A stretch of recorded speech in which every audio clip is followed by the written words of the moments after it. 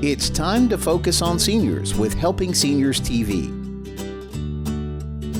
The television show designed to make you aware of senior issues and needs, as well as to acquaint you with the resources available to help you age in place and with dignity. Now, here's your host, Joe Steckler. I'm Joe Steckler, and welcome to Helping Seniors, the television arm of Helping Seniors of Brevard County. Our show is designed to provide you with information on how to develop your own aging and care plans. Our topic today is healthcare, and joining me is Josh Magrini with Maxim Home Care Services and Jennifer Helin of Seniors Helping Seniors. Welcome, Josh. Thank you. Welcome, Jennifer. Thank you. It's always a pleasure to have you, Jennifer. You've been with me before. Josh, this is your first experience on the worldwide experience of TV. You ever been on a TV show before? Not that I can remember, no. Okay, now you can become famous. Oh, a dream come true for me, Joe. I'll tell you, just a quick story. I had been doing my radio show for about 7 or 8 years, and my wife and I went to one of the larger stores here in town, and I was buying some trousers at the store. And as I was paying the bill, the person said, "You do radio." He recognized my voice. So you never know. There's a chance. Yeah, you never know. So you have to be careful what you say. Oh, that's true. You don't want to mislead. I'm only kidding. But having said all the joking aside, Josh, first, what is Maxim Healthcare and what do you do? Because I want people to understand what both of your services do. Sure. Well, we're a home health care provider. That means a lot of different things to a lot of different people. Maxim exclusively provides, I guess not exclusively, but we only provide private duty nursing, which means we have a nurse come into your home, stay for a shift, and we're able to provide all levels of care in terms of skill levels, meaning nursing RNs or certified nursing assistants. But all levels of care we provide in the home on an ongoing hourly basis. Wait, you don't have nurses coming to home just say for an hour visit? Or you said something that caused me to think you're coming in for a shift. Yes, that's correct. That's what we do. So in order for a nurse to come in for an hour visit, that would be something where it would have to be mandated by a physician. For what we're talking about here, our nurses, they would have to be in the home for a minimum of 4 hours. Okay. Mm-hmm. So, okay, what else do you do then besides that? Or is that what you do? That is what we do. So you were talking to 8-hour services or 4? 4 hour minimum, up to 24 hours per day. So you can provide round-the-clock care. Absolutely. We do it very frequently, as a matter of fact. A lot of our patients require around-the-clock care. You know, I didn't know that. I did now not you know. know. How long has Maxim been in existence in Brevard County? In Brevard County, I believe our branch opened in 2000. But Maxim has been in operation since 1988. But here, and all these years, and when people would ask us for caregiving around the clock. We can do that. I know, but I don't understand why Maxim never came to our attention. I don't understand that. Well, could be for a variety of reasons. First, I would say around-the-clock care is awfully expensive. Very rarely will I encounter an individual who will pay privately for around-the-clock care. Also, in order to qualify for around-the-clock care, you have to have basically a letter of medical necessity from several physicians to your insurance company deeming it medically necessary for you to have those services even. So just because you want it doesn't mean that you can have it. So Maxim services would be paid for generally by insurance?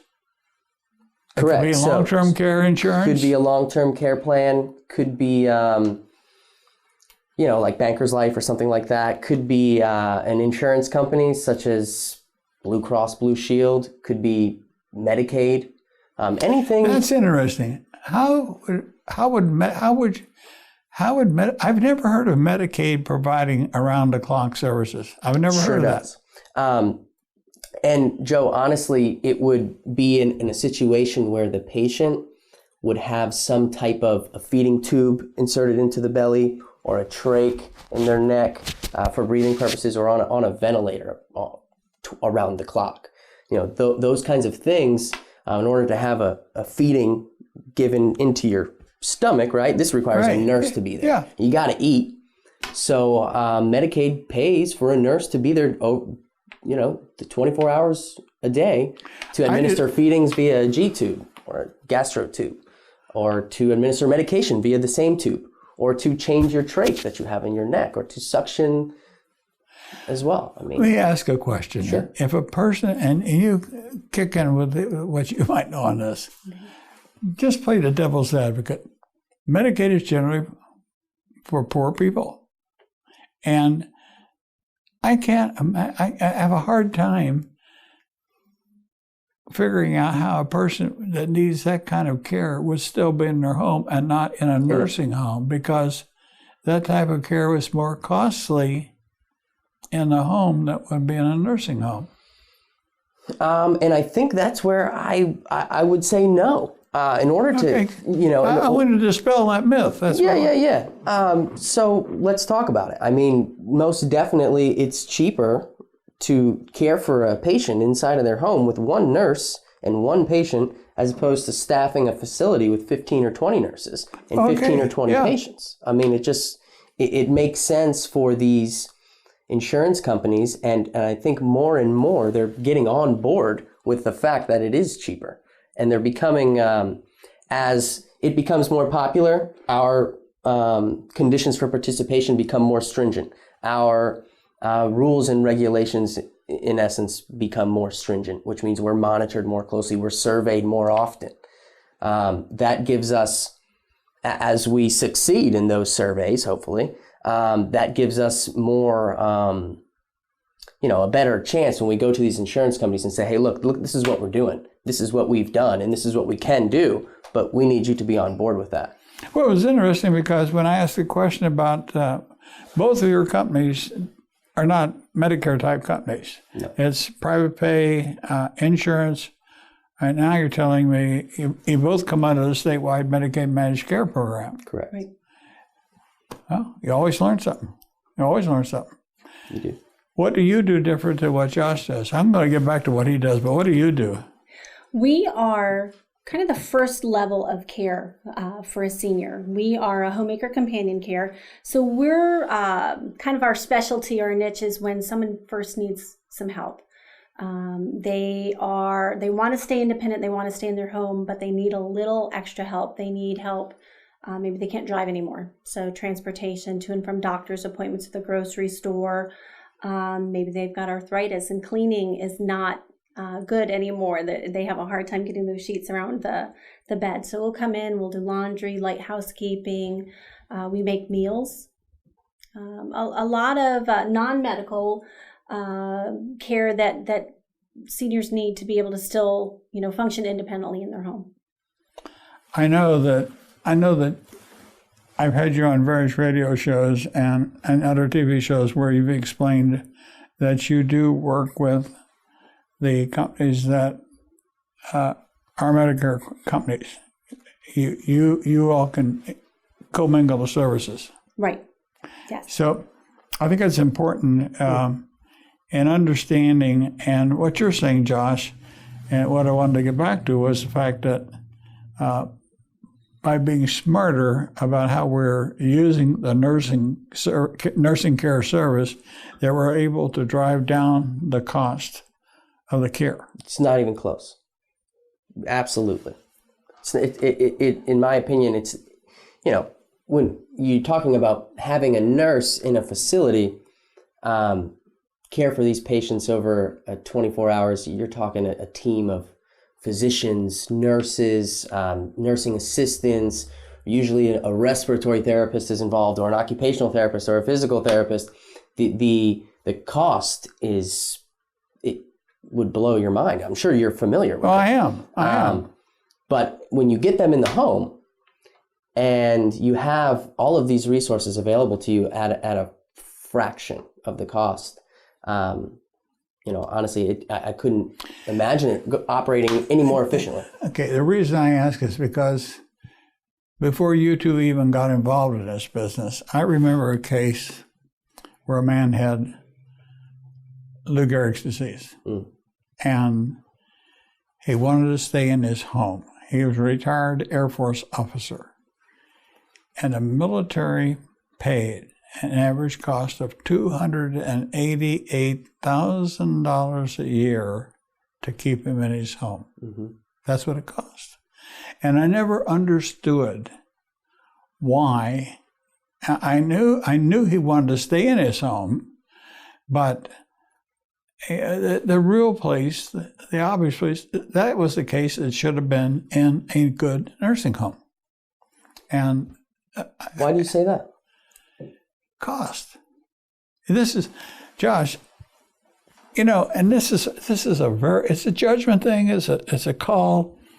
But if we're ever going to drive down the cost of care, we have to be realistic. There are some cases that we can handle one way, some other cases may need to be handled another way.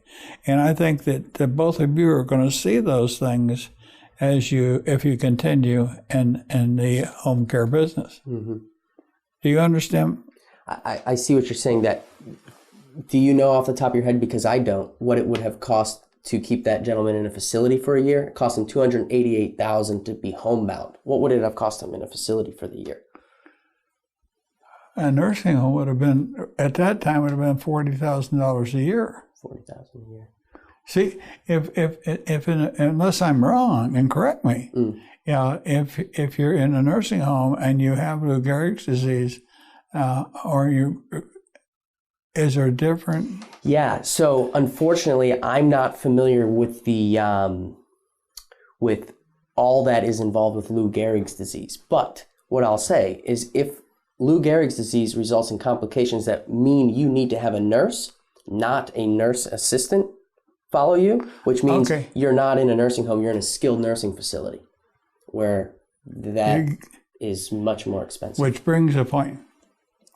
I probably should not be discussing something like that based on the knowledge that I have, when there are so many other facts that enter into it, and which makes a good point for people understanding what basic home health care is, which is what you do, and at what level you enter the scene and the picture. Mm-hmm. Because if we're not, well, I think both of you agree, if we're not smart, we will never be able to make the dollars cover the cost of care. Nope. That's what it should be about. How can we make sure people have good care? And I like an example, Jennifer, that you gave, and I never tire of having you talk about this. Josh, describe for Josh and our viewing audience the one case that you and I have talked about, where the lady had a problem in the morning and what you did, and then it became a problem at night, and how you did what you did, and how that kept the level of cost about 1/3 of what it would have been in an assisted living facility and kept the family happy. Right. Like I said, a lot of times we're there in the very beginning and develop a nice relationship with the customer. And in the beginning, we were actually only a couple of days a week, and it became over time 7 days a week, where we would go in the morning, give her a medication reminder. She had a nurse that did her pill box, and make sure that she had a good breakfast. She was, showered, dressed, ready for the day. She did all that on her own, but we kind of nudge, make sure that all of that was accomplished and she was ready for her day. And once she had that and had a good start to the day, she was good for the rest of the day. And we went on with that for about a year and a half, where she really did very well. Just a couple hours in the morning? Just a couple hours, just 2 hours every morning to make sure that she was, got her day off to a good start. But then we started to notice, and we talked with the family, that we would leave an evening meal for her and in the fridge, and she was not eating it. So we noticed a few things slipping. So we talked with the family, and the family said, yes, we're noticing these things too. So we would come in 2 hours every evening. Again, make sure she had her dinner, give her a med reminder, kind of make sure that the house was tucked in, doors were locked. She lived on the first floor, so we want to make sure all of the doors in her condo were locked up tight, and then we would be on our way. And we did that for about a year and a half. So we're talking about 3 years of care. Yeah, so we were able to keep her home where she was very happy. She, had people to socialize with because she lived in a condo association, and she functioned very well. Yeah, but initially, what did that care cost per month? Per month, oh gosh, it was under $1,000. And by the time you were doing 4 hours a day, 30 days a month, it was roughly $2,000. Yeah, a little bit less. Mm-hmm. So for $2,000, the woman was in her home. The question that I think that you had to address and look at with the family was the safety issue. Was she able to remain in her home safely with the care that you all were giving? And as long as you can meet those circumstances, then that's what should be done. Absolutely. And this is a hard call sometimes, and I think this is, I still want to ask a question from you, Josh, about Sure. Maxim Home Care. You made a comment, and maybe I misunderstood you. Do you have a nurse doing this care, or do you have a CNA? Both. Yeah, both. Depends on the level of care that's required. Okay.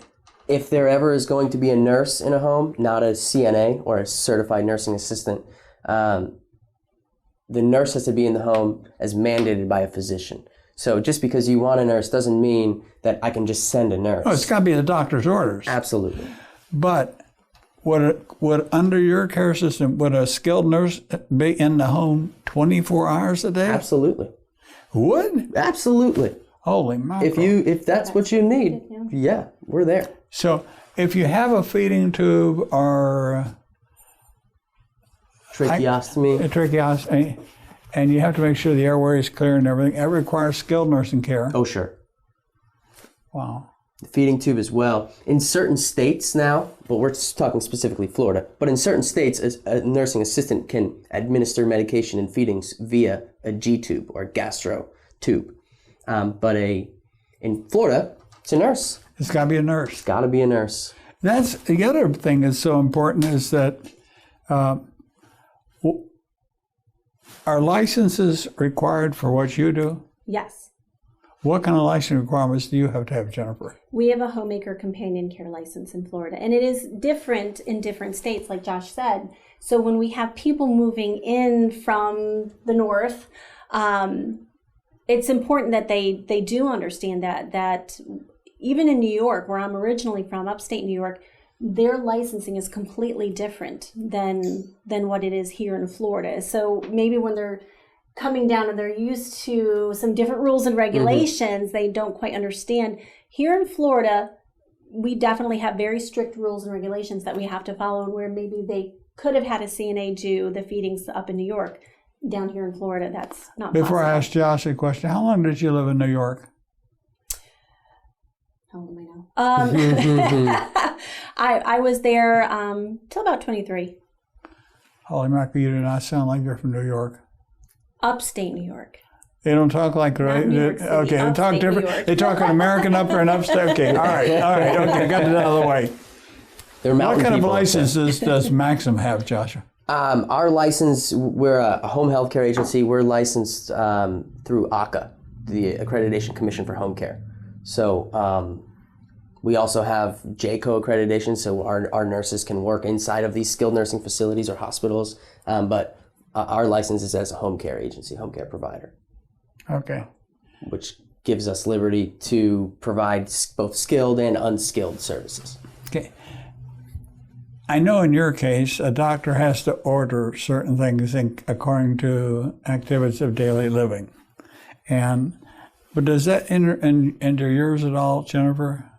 It really doesn't, because we're not doing the medical and we're not doing the hands-on care. Okay. So we're not putting hands on. They can take a shower while we're there, but we're not helping them wash their hair. That's against our licensing. But see, this is as important for people watching the show to understand that if what you do is sufficient to care for their person, they need to be cared for. Because too often, families jump to levels of care they don't need, or conversely, they try to do something with a level of care that's not safe. And here we get into where family members try to care for other family members when in fact they should have services like yours. Mm-hmm. Right. And how do you encounter situations like that, Josh, or how do you do that? Well, you know, on the medical side, it gets very touchy-feely, especially inside of a home. You deal with a lot of interesting dynamics when you send a nurse into a home.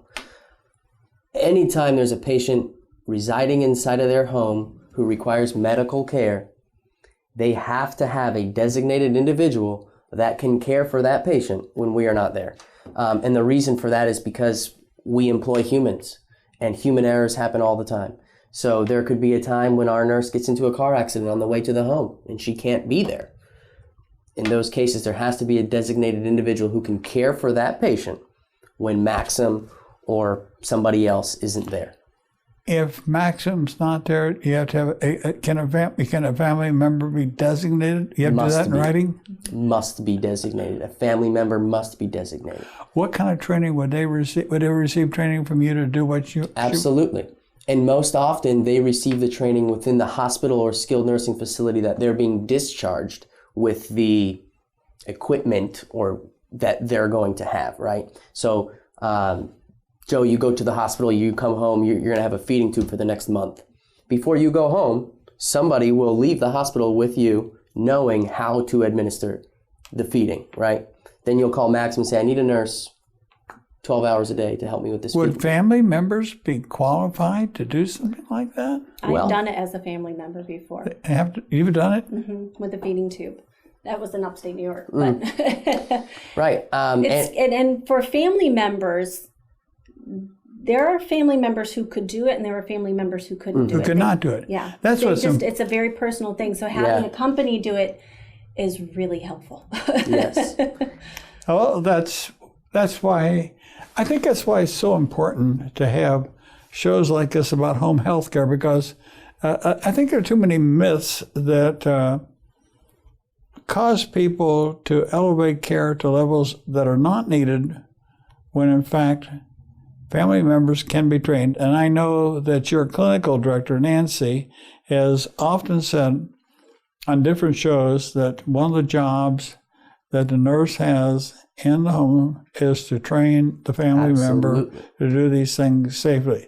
That's the other benefit of having organizations like yours come in and do these services in home, because the primary job of that nurse is training. Yep, we just did it for an individual. We just spent 2 weeks going to his home every other day.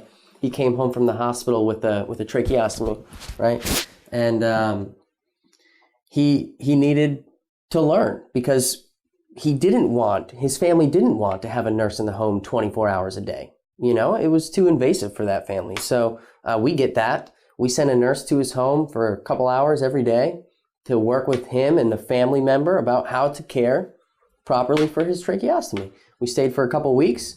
He called me and said, "Hey, Josh, you know what? I'm good. I get it. So I don't need the nurse anymore." I said, "Okay, fabulous. Congratulations. We're done." And discharged him, and him and his family are caring for his trach until he no longer needs it. Well, we're almost out of time, but I want to ask this question. You get methods of payment for both types of care. Private pay, I understand, and both of you take private pay. Right. But you also mentioned the statewide Medicaid managed care, and you both are qualified for that. But let's get in a case of long-term care insurance or other insurances. What kind of insurance would pay for your services, Jennifer? Long-term care insurance typically will. Long-term care? And yep. how about, same here. Long-term care insurances will pay for our services. They'll usually cover 4 or 5 hours a day. They have a maximum daily benefit that they'll pay out, and based off of your agreement with that payer source, that maximum daily benefit will equate to X amount of hours, right? I got my long-term care policy out the other day, and I realize I do not read Greek. And I'm going to have to get somebody to explain some of that to me. I think it's very important that people watching this show understand that we all need to understand what's in those policies line by line, because too often families don't realize that they could receive care and it would be covered. And I've got a situation personally, I think that my long-term care policy might pay for something which I need to have done, but I'm going to get that thing out and take a look at it, and if I can't figure it out, I'm going to call the company and ask the question, which goes back to the basic thing in healthcare. You need to ask questions. You absolutely do. And these long-term care providers, these insurance companies, these managed Medicaid providers, they all have a team of nurses and physicians that they employ at their office who are available for you to answer questions. That's good. Yeah. Oh, learned one. What would you offer as advice? Definitely, read your policy, be familiar with it, and ask a lot of questions. We've dealt with several people with long-term care insurance policies, and each company's triggers are a little bit different. So you want to know when your policy comes into play, and yeah. that's important. Yeah. I know we're going to wrap it up, Joe, but the ADLs, the activities of daily living, for these long-term care plans, if you can't do 2 or more, most of the time you're a go. You qualify for it? So important. People need to ask questions. They do. They need to ask questions. Well, we're just about out of time, and I want to go on the clock as saying I enjoyed having both of you today, and I hope our audience has learned something. I'm Joe Steckler. Thank you for joining our program today. I'd like to remind you that our senior information line is available to you at 321-473-7770. There you can get help and direction that could be helpful for your specific situation or circumstances. The work of helping seniors is very important, but we can't do it alone. That is why our sponsors here in Brevard County are so important. I'd like to thank our many area sponsors, businesses, and medical providers who support the mission of helping seniors that help us carry the cost of our media efforts. If you'd like to join us either as a business partner or simply donate as an individual, we would welcome your call at 321-473-7770. You are always welcome to visit our website at www.helpingseniorsofbrevard.org. Thanks so much for your help. It does make a difference.